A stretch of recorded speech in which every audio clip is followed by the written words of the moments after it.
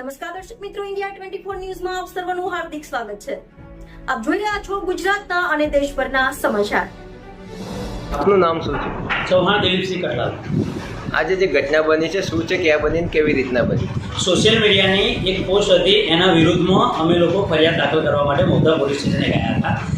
મારા મિત્રોને ફરિયાદ કરી હતી, એના માટે અમે ત્યાં મૌધા પોલીસ સ્ટેશને ગયા। તો મૌધા પોલીસ સ્ટેશનમાં ફરિયાદ દાખલ કર્યા બાદ અમે લોકો બહાર નીકળતા હતા। તો બહાર નીકળવા માટે ટોળું બહુ મોટું થઈ ગયું।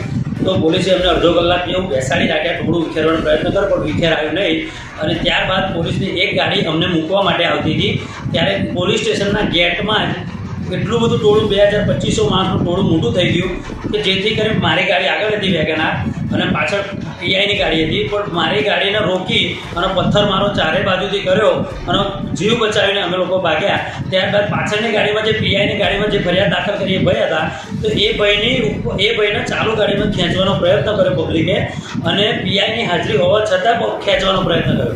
ત્યારબાદ અમે લોકો આમ ફરી અને બસ સ્ટેન્ડ બાજુમાં આવતા હતા, તો બસ સ્ટેન્ડ આગળ ટોળું વચ્ચે આવી ગયું અને ત્યાં પણ મારે ગાડી મૂકીને મારે ભાગવું પડ્યું। પીઆઈની ગાડીમાં બેસીને હું જીવ બચાવીને કઠલાલ પહોંચ્યો છું।